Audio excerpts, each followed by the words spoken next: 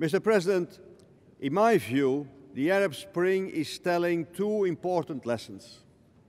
The first one, when 10 years ago, almost to the day, the horrific terrorist attacks of 9/11 were committed in this very city, many feared the start of an era of religious hatred. This has not happened.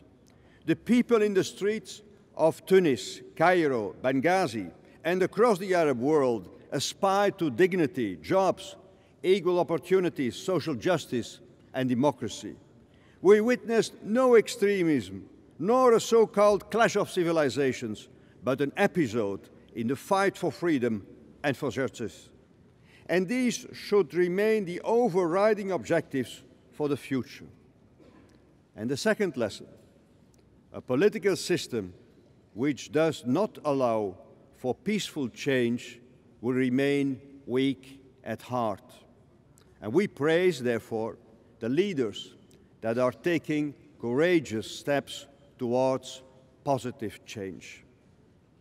But alongside the hope, there is reason for worry too, and that's my second point. Worry about the brutal and ongoing repression by the Syrian regime against its own citizens. Europe is keeping the pressure on the regime with sanctions, and we urge others to join us. Of course, there are other worries too.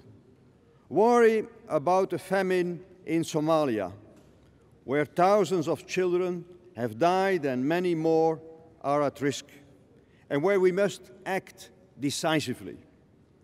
Worry about ongoing wars and conflicts. Worry about the safety of nuclear reactors.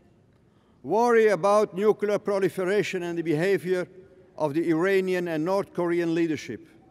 And worry about climate change. In each case, we have to ask ourselves, as international community, are we doing what we should be doing, both in the short term, protecting human lives, and in the longer term, preserving life for mankind.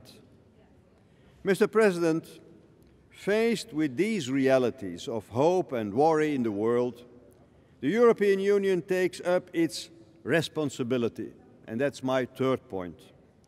We act, supporting the forces of hope, fighting the causes of worry, and very concretely so.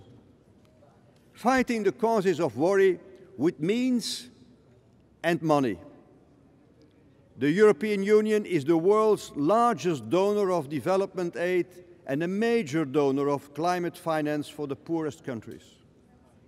Fighting the causes of worry with manpower. We have not only tens of thousands of development workers, but also thousands of soldiers, policemen and judges in missions all around the world. Peacekeeping in Africa's Great Lake region, training police in Afghanistan and Iraq, patrolling off the coast of Somalia. Fighting the causes of worry with a sense of the global common good. In the issues of global governance, Europe looks for solutions. We are constructive in world trade negotiations, ambitious in climate talks, and forthcoming in the reform of the international financial institutions, recognizing the shift in global economic power. We simply cannot accept a stalemate, be it in Durban, Doha, Rio, or Cannes. Fighting the causes of worry with expertise in mediation. We mediate in conflicts in our neighborhood and beyond, drawing from our experience of overcoming age-old rivalries. In the Balkans, we bring parties together. And as a member of the Quartet, we are fully engaged in finding a solution in the Middle East peace process. A word on that issue. The parameters for a solution on the Israeli-Palestinian conflict are well known. The European Union has outlined these on numerous occasions. Also here at the United Nations. No reason to repeat them. Now is the time for politics, for dialogue and negotiations. Populations have lived in fear and suffering for too long. The principle of a two-state solution was established more than 60 years ago. Only half of it has been implemented. The European Union's political position on the Middle East peace process is well established. It includes a reference to the 67 borders with territorial swaps acceptable to both parties. Moreover, the Union is fully supporting financially the state-building process by the Palestinian Authority. Now, the resumption of direct talks between Israel and the Palestinian Authority is the top priority,